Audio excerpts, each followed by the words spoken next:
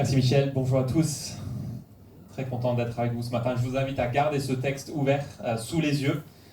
Ça va nous aider ce matin. Et j'aimerais que vous imaginiez que vous êtes chrétien depuis plusieurs années. Je sais que c'est le cas pour plusieurs d'entre nous.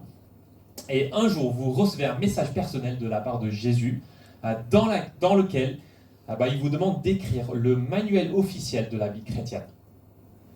Voilà. Et votre mission, si vous l'acceptez, c'est d'aider les jeunes chrétiens à vivre, à suivre Jésus en répondant à la question suivante. En quoi consiste une vie chrétienne réussie ? En quoi consiste une vie chrétienne réussie ? Alors, qu'est-ce que vous auriez envie d'inclure dans ce manuel officiel de la vie chrétienne ? Je pense que si vous posiez la question au Will intérieur, moi je m'appelle Will, au Will intérieur, non pas celui qui prêche aujourd'hui, mais la petite voix qui me parle dans ma tête, je pense qu'il vous dirait l'effort. Il faut faire un effort. En fait, la petite voix dans ma tête me parle, me répète sans cesse que pour être un bon chrétien, pour être un vrai chrétien, oui, il faut croire en Jésus, mais il faut surtout faire plus d'efforts. Est-ce que vous raisonnez parfois comme ça ? Il faut lire la Bible pendant au moins 20 minutes le matin. Il faut prier plus. Il faut être discipliné dans la prière. Il faut partager notre foi avec au moins 5 personnes par semaine. Il faut être à l'heure pour l'église. Il faut être optimiste. Il faut avoir des enfants sages. En tout cas, il ne faut surtout pas laisser les autres penser que tu es faible. Est-ce que vous raisonnez parfois comme ça ? Pour moi, c'est le cas. C'est la mentalité que nous respirons tous. À l'école, au travail, même à l'église. Et c'est pourquoi nous avons du mal à retrouver cette paix à l'intérieur. Vous êtes ce que vous faites. Ça, c'est ce que le monde nous dit. La survie des plus forts. Réussir, c'est être en premier. La première lettre de Jean, qu'on est en train de voir dans notre série en ce moment, elle a été écrite pour que les croyants en Jésus-Christ puissent réussir la vie chrétienne. Et selon le verset 7, vous voyez le verset 7 du chapitre 4, cette mentalité que je viens de vous décrire est anti-chrétienne. Parce que dans les 8 premiers mots du verset 7, l'apôtre Jean, il nous donne la clé d'une vie chrétienne réussie. En fait, 1 Jean est un manuel, on pourrait dire que c'est le manuel officiel de la vie chrétienne, selon l'un des témoins oculaires de Jésus. Non pas l'effort, mais l'amour. Verset 7, « Bien-aimés, aimons-nous les uns les autres. » Vous voyez la logique dans ces 8 premiers mots. Elle est saisissante en fait. Notre amour n'est pas un devoir à faire pour gagner la faveur de Dieu. Notre amour est la conséquence logique de savoir au plus profond de notre cœur que nous sommes les bien-aimés de Dieu. Est-ce que vous croyez cela ce matin ? En fait, le passage que nous allons voir ce matin n'est pas toujours facile à comprendre. Il y a quelques versets qui sont un peu plus difficiles. Mais si vous comprenez les 8 premiers mots de ce texte, au verset 7, vous avez compris tout le message ce matin. Alors, une petite illustration. Je ne sais pas si vous savez comment se fabrique le foie gras. Est-ce que vous savez comment se fabrique le foie gras ? Apparemment, c'est un processus horrible. Les oies, les canards dont on prélève le foie sont attachés par des sangles. Et puis on met un tube long leur est enfoncé dans la gorge. Et puis ils sont gavés pendant plusieurs semaines jusqu'à ce que le foie atteigne plusieurs fois sa taille normale. C'est repoussant. Et apparemment le gavage des oies est maintenant interdit dans beaucoup de pays du monde. Or, il y a un agriculteur espagnol du nom d'Eduardo Souza qui a trouvé une autre méthode pour fabriquer du foie gras. Et un jour, apparemment, un chef américain a décidé de se rendre à la ferme d'Eduardo en Espagne pour découvrir son secret. Alors, est-ce que vous savez ce qu'il a trouvé ? En fait, il a trouvé des oies de la même taille, selon lui, des petits dinosaures qui se promenaient en plein air. Et ces oies se reproduisaient à un rythme plus élevé que les oies en captivité. Et leur foie était également plus gros. Alors, c'était quoi le secret, vous me dites ? Lorsque ce chef américain est arrivé à la ferme, il a trouvé Eduardo en train de se rouler dans les champs, entouré d'oies et sa voix pleine de joie et de rire. En fait, il était en train de nourrir ses oies en leur disant « Venez mes beautés, venez mes beautés, mes beautés, mes beautés, je vous aime !» Les amis, la vie chrétienne réussie n'est pas une échelle à grimper, elle n'est pas une condition impossible à remplir. C'est la capacité à entendre la voix de notre Père qui dit « Venez mes bien-aimés, mes bien-aimés, mes bien-aimés, venez !» Et c'est seulement les chrétiens libérés de l'esclavage à l'effort pour profiter d'un amour profond, un amour éternel d'un Père céleste, qui sont disposés à aimer les uns les autres, même au prix de leur vie. Verset 7, « Bien-aimés, aimons-nous les uns les autres. » On est au début de la troisième grande section de 1 Jean, encore un impératif qui commence la section. Et ce que Jean nous invite à faire ce matin, c'est de comprendre ce en quoi consiste cet amour. Et Jean, il veut nous montrer 4 choses à propos de cet amour pour que nous puissions réussir la vie chrétienne tous ensemble. Et donc voici les 4 choses qu'on va voir ce matin. Les origines de l'amour, la définition de l'amour, l'expérience de l'amour, et puis enfin le but de l'amour. Et donc je vous propose de commencer par les origines de l'amour, et ça c'est les versets 7 et 8. Lisons les versets 7 et 8 du chapitre 4 encore une fois. « Bien-aimés, aimons-nous les uns les autres, car l'amour vient de Dieu. Et toute personne qui est née de Dieu, et toute personne qui aime est née de Dieu et connaît Dieu. Celui qui n'aime pas n'a pas connu Dieu, car Dieu est amour. » L'objectif de Jean tout au long de ce passage, c'est de nous encourager à nous aimer les uns les autres. En fait, Jean parle d'amour comme une obligation.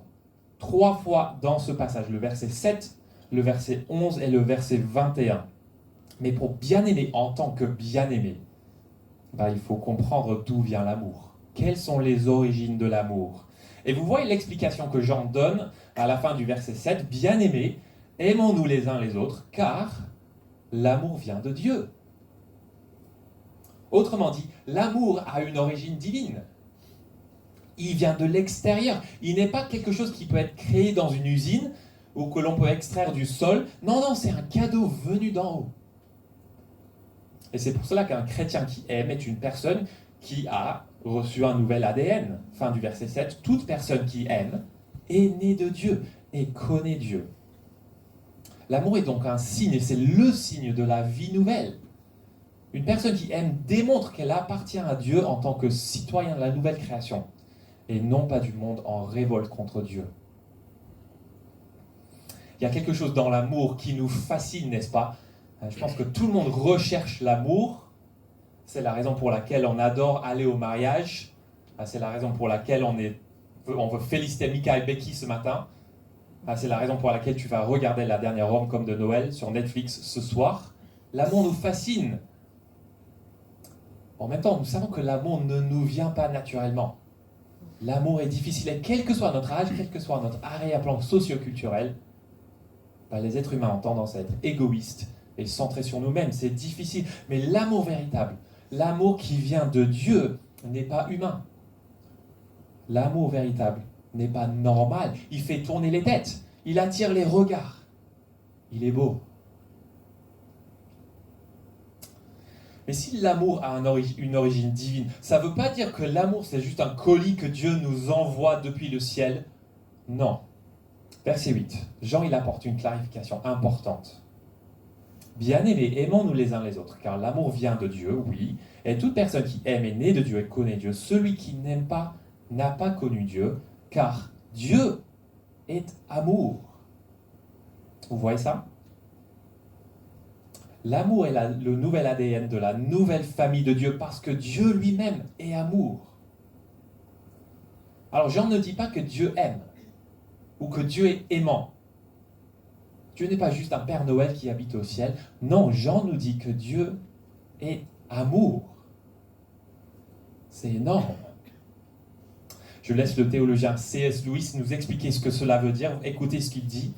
C'est une citation de l'un de ses livres. Il dit « Toutes sortes de personnes aiment dire que Dieu est amour. Mais elles ne remarquent pas que les mots « Dieu est amour » n'ont pas de sens, à moins que Dieu ne comprenne au moins 2 personnes. L'amour est quelque chose qu'une personne éprouve pour une autre personne. Si Dieu n'était qu'une seule personne, alors avant la création du monde, il n'était pas amour. Effectivement, ce que ces personnes veulent dire lorsqu'elles affirment que Dieu est amour est complètement différent. En réalité, elles veulent dire l'amour est Dieu. Ces personnes veulent dire que nos sentiments d'amour doivent être traités avec le plus grand respect. Mais ce n'est pas ce que les chrétiens entendent par Dieu est amour. Les chrétiens croient que l'activité vivante et dynamique de l'amour existe depuis toujours en Dieu et que cet amour a créé tout le reste. En fait, je pense que C.S. Lewis est tout simplement en train de résumer ce que Jésus avait lui-même enseigné dans les évangiles. Jean 5, versets 18 à 20 par exemple. Jésus dit ceci, en vérité, je vous le dis. Le Fils ne peut rien faire de lui-même, sinon ce qu'il voit le Père accomplir. Tout ce que le Père fait, le Fils aussi le fait pareillement. En effet, le Père aime le Fils et lui montre tout ce que lui-même fait. Alors le point qu'il faut retenir de tout cela, c'est que Dieu est amour, est en réalité une très très bonne nouvelle pour nous. Ça veut dire qu'avant même que vous n'existiez, indépendamment de tout ce qui se passe dans votre vie actuellement, l'amour existe. L'amour véritable existe. Le principe fondamental qui gouverne toute l'existence n'est ni le hasard aveugle, ni un tyran cosmique, ni un horloger divin qui crée l'univers pour le laisser se débrouiller tout seul, mais une famille de personnes qui s'aiment. C.S. Lewis dirait que c'est une famille de personnes qui dansent. Le Père, le Fils et le Saint-Esprit. Dieu est amour. Et vous me dites peut-être, qu'est-ce que cela veut dire ? Dieu est amour. Est-ce que ça veut dire que Dieu est la bienveillance ? Dieu est les sentiments positifs ? Dieu est des bonnes vibes ? C'est quoi l'amour ? C'est quoi en fait ? Dans les versets 9 et 10, Jean il nous explique en quoi consiste l'amour. Et ça, c'est notre deuxième point, la définition de l'amour. Regardez avec moi les versets 9 et 10 de 1 Jean 4. Voici comment l'amour de Dieu s'est manifesté envers nous. Dieu a envoyé son Fils unique dans le monde afin que par lui nous ayons la vie. Et cet amour consiste non pas dans le fait que nous avons aimé Dieu, mais dans le fait que lui nous a aimés et a envoyé son Fils comme victime expiatoire pour nos péchés. Jean nous dit que l'amour se définit par la croix de Jésus-Christ. L'amour se définit par la croix de Jésus-Christ. Et si l'amour est le nouvel ADN du chrétien, ça c'est parce qu'à la base c'est l'ADN de Dieu. L'amour est le signe de la vie nouvelle, et la vie nouvelle spirituelle surtout, parce que l'amour est presque synonyme de vie. La vraie vie qui existe en Dieu. Depuis toute éternité, Dieu y partage la plénitude de son amour avec le Fils. Et le verset 9 nous dit que Dieu a envoyé Jésus pour que nous ayons la vie. C'est-à-dire que nous soyons inclus dans le cercle intime de Dieu. C'est extraordinaire. Mais les versets 9 et 10 sous-entendent que tout le monde n'accepte pas cette vie de façon automatique. Imaginons que Dieu est une fontaine d'eau qui coule sans cesse. Dieu est depuis toujours une source d'eau vive qui est tournée vers l'extérieur, qui donne. Du coup, si Dieu crée un monde, si Dieu crée le monde dans lequel il place des hommes et des femmes à son image, ce n'est pas parce qu'il se sentait seul au début. Non, c'est pas ça du tout. En fait, c'est parce qu'il voulait que le même amour qu'il avait pour le Fils déborde, que la fontaine d'eau déborde dans le monde. Et vous savez que la mauvaise nouvelle, c'est que l'humanité, créée à l'image de Dieu, a refusé de boire les eaux vives. En fait, la devise de l'humanité est devenue « chacun pour soi ». Je suis le maître de mon destin, je suis le capitaine de mon âme. Nous avons préféré une vie de misère, centrée sur nous-mêmes, sur nos choix, sur nos préférences, au lieu d'une vie avec Dieu. Mais la bonne nouvelle, c'est que l'amour de Dieu ne s'arrête pas au premier obstacle. Ça, c'est ce qu'on voit depuis le début de la Bible. En fait, plus l'obstacle est grand, plus l'amour de Dieu déborde, plus la fontaine déborde. Et Dieu, il nous poursuit dans notre péché en envoyant son Fils dans le monde afin de nous donner la vie. C'est-à-dire, de nous restaurer à la vie pour laquelle Dieu nous a créés. 1 Jean appelle cette vie la communion avec le Père et le Fils. Et c'est ça le propos de Jean au verset 9. Et c'est au verset 10 que Jean il nous révèle la teneur de cet amour qui nous rend la vie. Verset 10. Et cet amour consiste non pas dans le fait que nous avons aimé Dieu, mais dans le fait que lui nous a aimés et a envoyé son Fils comme victime expiatoire pour nos péchés. Si je traduis en français courant, l'amour consiste non pas dans le fait que nous avons aimé Dieu, c'est clairement pas le cas à cause du péché, mais dans le fait que Dieu doit punir le péché. Et il le fait en punissant son propre Fils à notre place, comme un sacrifice. Et c'est là où le monde dit, ça c'est pas l'amour ça. Ça c'est intolérant. Ça c'est la haine. Et pourtant Jean dit que ça c'est l'amour. Je pense que le problème c'est que très souvent nos amis pensent que l'amour est forcément inconditionnel. Aimer c'est approuver mes choix, c'est accepter qui je suis, qui elle est, qui il est. Autrement dit, l'amour selon le monde tourne toujours autour de moi. Moi. Par contre, ce que Jean nous dit, c'est que Dieu est amour. Dieu est amour. L'amour véritable tourne toujours autour de Dieu et de qui il est. Et donc la chose la plus aimante que Dieu puisse faire, c'est de s'aimer lui-même. Et ça serait la définition par excellence de l'égocentrisme, si ce n'était pour le fait que Dieu, le Dieu unique de la Bible, a toujours existé en trois personnes qui s'aiment parfaitement. En fait, Dieu est amour, veut dire que Dieu respecte la perfection de son caractère avant tout. Et donc Dieu doit punir le mal, Dieu doit punir surtout le mal qui consiste à prendre sa place comme l'ont fait les êtres humains. Dieu ne peut pas juste nous laisser tranquilles dans notre péché, il ne peut pas fermer ses yeux au mal. Mais Dieu amour ne signifie pas que son amour est inconditionnel, mais plutôt contraconditionnel, si on cherche un autre terme. Dieu, en fait, il nous donne ce que nous ne méritons pas, tout en respectant sa justice. Ça, c'est l'évangile. Dieu, il nous donne gratuitement le pardon, la vie éternelle, la vie avec lui, parce que Jésus est mort à ma place. C'est exactement ce qu'on a vu dans Romains 3 en octobre. Au cœur de la bonne nouvelle, il y a un Dieu juste qui justifie justement les injustes. Jean, il a dit la même chose au chapitre 2, verset 12. « Je vous écris, petits enfants, parce que vos péchés vous sont pardonnés à cause de son nom, pour sa réputation, pour sa gloire, pour son amour, pour qui il est. » Et Jean nous dit que ça, c'est la définition de l'amour. Et cet amour saint, cet amour qui punit le mal, qui nous pardonne de tous nos péchés, cet amour-là doit nous changer profondément. Verset 11. « Bien-aimés, puisque Dieu nous a aimés de cette manière, nous devons, nous aussi, nous aimer les uns les autres. » Et c'est là où j'en veux en venir dans la suite du passage. Notre troisième point ce matin, l'expérience de l'amour. Et on va regarder les versets 12 à 16, l'expérience de l'amour. Alors on a parlé d'animaux ce matin, mais je ne sais pas si vous connaissez le dilemme du porc-épic. Est-ce que vous connaissez le dilemme du porc-épic ? Apparemment, les porcs-épics, lorsqu'il fait froid en hiver, ils commencent à se rassembler en grands groupes pour se réchauffer. Mais le problème, comme vous pouvez vous en douter, c'est qu'ils se mettent tout de suite à se piquer avec leur piquant. Ça fait mal. Ils veulent être ensemble, ils veulent rester ensemble, mais ils n'y arrivent pas. C'est trop difficile. Et donc ils se dispersent. C'est trop triste.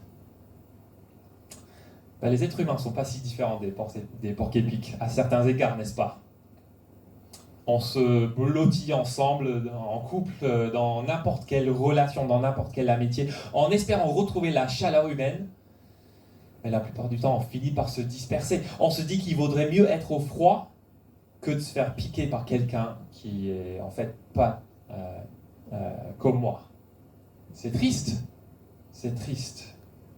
Mais c'est cette idée de rester ensemble dans l'amour, de demeurer dans l'amour que Jean veut souligner au verset 12 à 16. Lorsque l'amour de Dieu manifesté en Jésus à la croix bouleverse notre vie, les choses vont commencer à changer.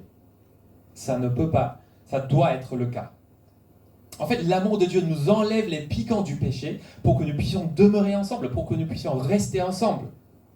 On commence à manifester le même amour de Dieu les uns envers les autres. En réalité, on commence à participer à la vie de la Trinité sur terre. C'est extraordinaire. Verset 12. Personne n'a jamais vu Dieu, mais si nous nous aimons les uns les autres, Dieu demeure en nous. Regardez au milieu du verset 16.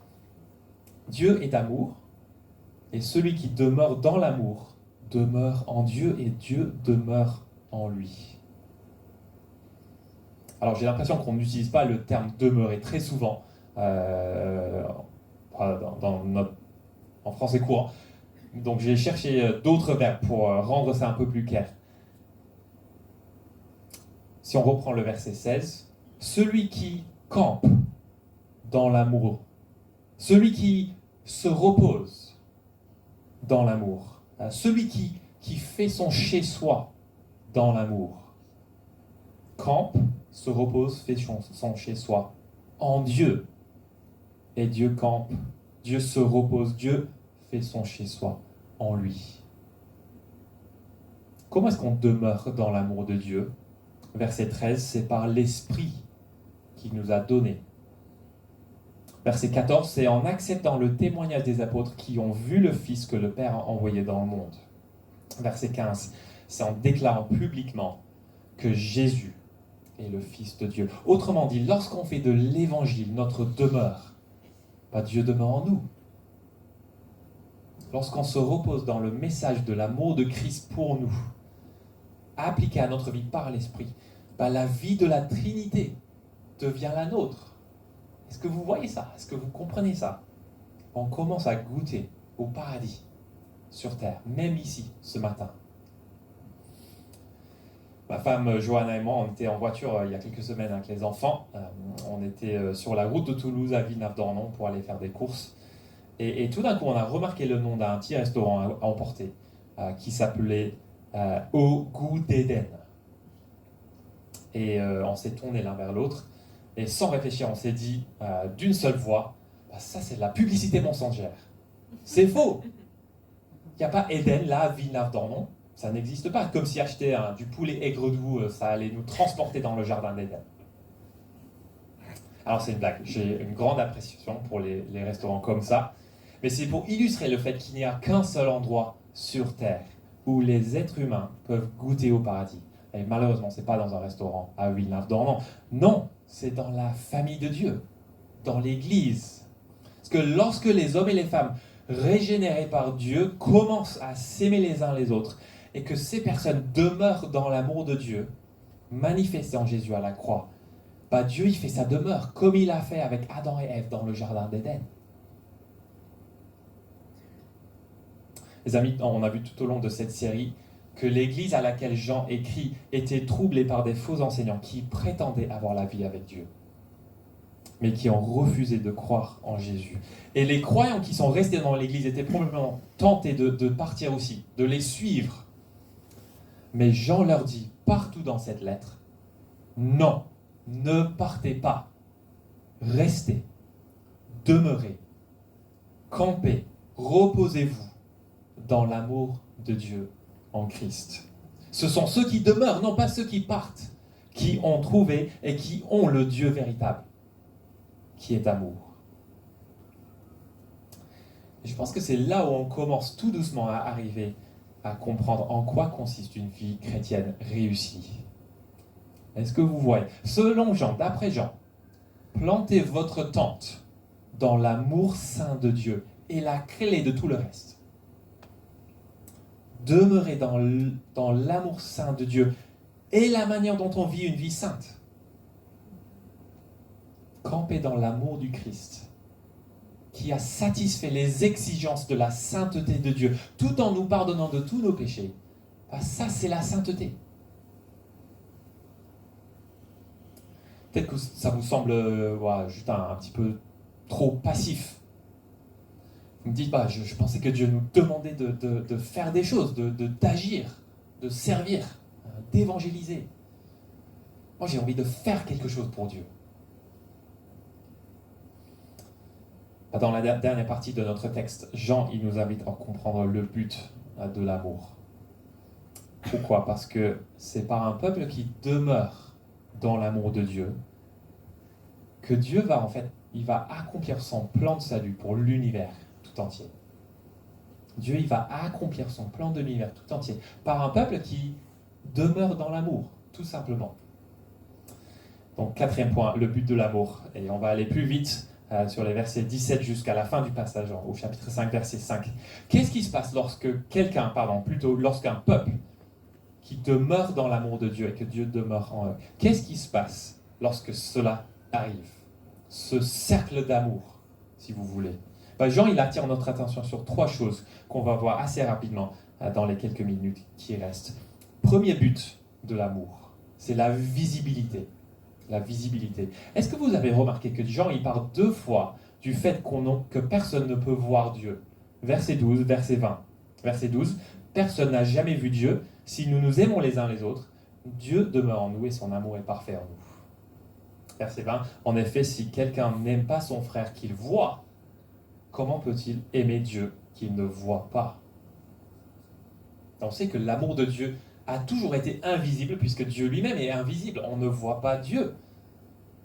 Et pourtant, cet amour s'est manifesté, verset 9, dans la personne de Jésus à la croix. Mais pourquoi est-ce que Jésus est mort ? Il est mort pour remplir le monde de l'amour de Dieu, pour sauver le monde si vous voulez. Et donc c'est dans la famille de Jésus que l'amour commence à prendre forme. Ça a commencé par Jésus, mais ça s'accomplit dans la famille de Jésus. Lorsque je vais prendre un café avec un étudiant qui vient d'arriver à Bordeaux, l'amour de Dieu prend forme dans le monde. Ou lorsque je passe une soirée avec une sœur qui est malade dans l'église, l'amour de Dieu devient une réalité dans sa vie. Lorsque j'arrive tôt pour servir le dimanche matin, pour que d'autres puissent entendre la parole de Dieu, je rends l'amour tangible aux yeux des autres. Ça, c'est l'idée ici. Deuxième but, la perfection. Et ça, c'est au verset 17. C'est en cela que l'amour est parfait en nous, de sorte que nous aurons de l'assurance le jour du jugement, parce que nous sommes dans ce monde tel que lui, il est. Jean dit, c'est en cela, c'est-à-dire lorsque Dieu demeure en nous et nous demeurons en Dieu, dans le cercle de l'amour, c'est en cela que l'amour est parfait en nous. Pour le dire autrement, si nous vivons les versets 12 à 16, c'est en cela, l'amour est parfait. Ou plus littéralement, l'amour est rendu parfait. L'amour accomplit son but. Mais l'amour de qui ? Est-ce que c'est mon amour pour Dieu ou l'amour de Dieu pour moi ? C'est assez extraordinaire, mais je pense que Jean parle ici de l'amour de Dieu pour nous. Mais comment l'amour parfait de Dieu peut-il être rendu parfait ? Comment est-ce possible ? Je pense que c'est ce qu'on a déjà vu. Lorsque la famille de Dieu demeure dans l'amour et manifeste cet amour envers les autres, l'amour de Dieu déborde à tel point que le monde en est rempli. Plus l'amour infini de Dieu devient une réalité dans la vie des gens, moins nous craignons le jugement. En fait, on est les enfants bien-aimés de Dieu. C'est un fait, c'est notre statut, c'est notre identité. Et notre amour les uns pour les autres confirme qu'on appartient dès maintenant à cette nouvelle création, qu'on a cette nouvelle vie en nous et qu'on ne sera pas jugé le dernier jour. Par contre, si on passe toute notre vie à craindre que Dieu soit contre nous, à s'inquiéter que nous avons fait quelque chose de mal, plutôt que de nous réjouir dans son amour glorieux pour nous à la croix, cet amour contre-inconditionnel, en fait, son amour n'est pas parfait en nous. Vous voyez le verset 18 ? Il n'y a pas de peur dans l'amour. Au contraire, l'amour parfait chasse la peur, car la peur implique une punition. Celui qui éprouve de la peur n'est pas parfait en nous. Si on n'est pas ancré dans l'amour de Jésus pour nous, lui qui a pris toute la punition à notre place, qui a subi la condamnation éternelle, nous ne serons pas parfaits. On va tomber dans la fausse culpabilité, on va tomber dans toutes sortes de problèmes. Mais Jean nous dit que l'amour est parfait si nous demeurons dans l'amour. Et lorsqu'on demeure dans cet amour, donc on rend l'amour de Dieu visible, on rend l'amour de Dieu parfait. Et troisième but, on obtient la victoire contre le monde. Voici ce que je voulais dire lorsque je vous parlais d'une vie chrétienne réussie. C'est ce qu'on voit dans les versets 2 à 4 du chapitre 5. Regardons ces versets. Nous connaissons que nous aimons les enfants de Dieu au fait que nous aimons Dieu et respectons ses commandements. En effet, l'amour envers Dieu consiste à respecter ses commandements. Or, ces commandements ne représentent pas un fardeau, puisque tout ce qui est né de Dieu remporte la victoire contre le monde. Et la victoire qui a triomphé du monde, c'est votre foi. Si on demandait à un Israélite de l'Ancien Testament de nous dire, de nous décrire en quoi consiste une vie religieuse réussie, je pense qu'il nous dirait « Aime ton Dieu de tout ton cœur, de toute ton âme et de toute ta force et aime ton prochain comme toi-même. » Et Jésus lui-même a dit que ce sont les deux plus grands commandements. Mais pourtant, personne n'a été capable de respecter ces commandements, sauf Jésus lui-même. Parce que la loi, l'effort humain, a toujours représenté un fardeau pour les êtres humains. Or, Jean dit que les commandements de Dieu ne sont pas un fardeau pour ceux qui sont nés de Dieu. Notre nouvel ADN nous remporte la victoire contre le monde. Je pense que l'idée ici, c'est que en Jésus, aimer ton Dieu de tout ton cœur et aime ton prochain comme toi-même est transformé en sachez que vous êtes aimés, les bien-aimés de Dieu, et donc par conséquent, aimez-vous les uns les autres. C'est Christ qui a déjà remporté la victoire contre notre désobéissance, en obéissant à notre place à la croix. Et donc une vie chrétienne réussie, ça ne dépend pas de l'effort, mais de l'amour. Ça, c'est la vraie réussite. Demeurer dans l'amour de Dieu et aimer par sa puissance, par le plus grand amour qui existe.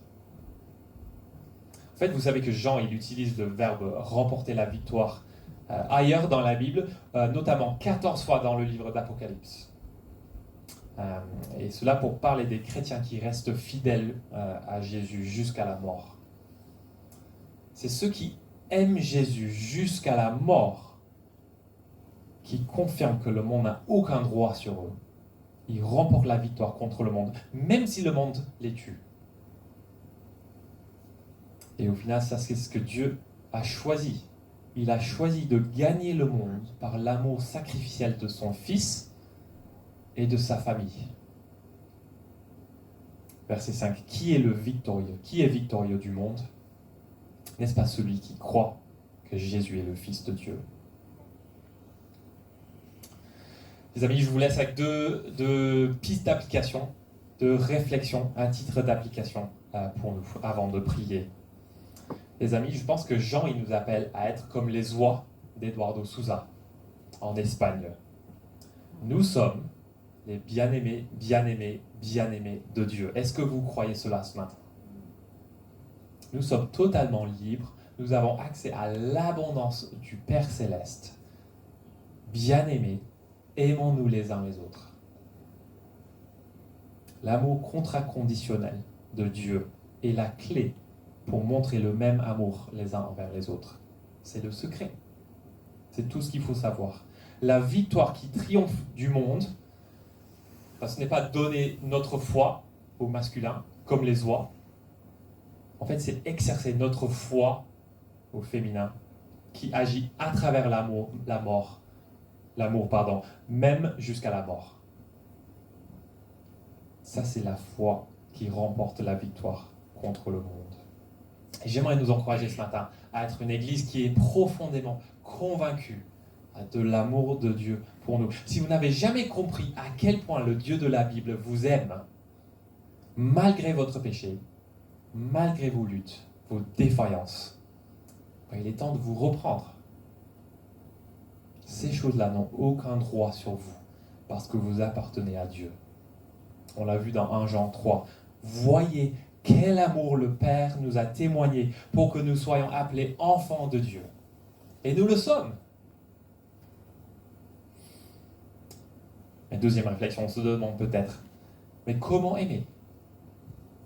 Qu'est-ce que cela veut dire dans la pratique? Comment aimer? Will, donne-moi des pistes. Je veux savoir ce que je dois faire demain matin. Comment aimer?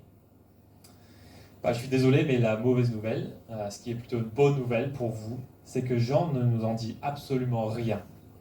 En fait, Jean, il parle d'amour 32 fois dans ce passage, et pourtant, il ne nous dit pas comment aimer. Et je vous suggère qu'il le fait exprès. Parce qu'une vie chrétienne réussie, ça ne dépend pas de l'effort, mais d'amour. Jean, il nous dit tout simplement d'aimer comme Jésus. Soyez comme Jésus, et vous allez aimer. Vous allez vaincre le monde. En fait, je pense que si Jean avait été un peu plus précis, il aurait fait de l'amour quelque chose de moins glorieux, de moins radical que la croix. L'amour serait devenu une simple case à coucher. Mais ça, c'est pas l'amour. Versets 9 et 10. Voici comment l'amour de Dieu s'est manifesté envers nous. Dieu a envoyé son Fils unique dans le monde, afin que par lui nous ayons la vie. Et cet amour consiste non pas dans le fait que nous avons aimé Dieu, mais dans le fait que lui nous a aimés et a envoyé son Fils comme victime expiatoire pour nos péchés. Et puis le verset 11. Bien-aimés de le cube, puisque Dieu nous a aimés de cette manière-là, nous devons nous aussi nous aimer les uns les autres. Et je prie que Dieu nous aide à manifester cet amour dans le cube et envers le monde qui nous entoure. Et c'est ce que je propose de faire maintenant par la prière.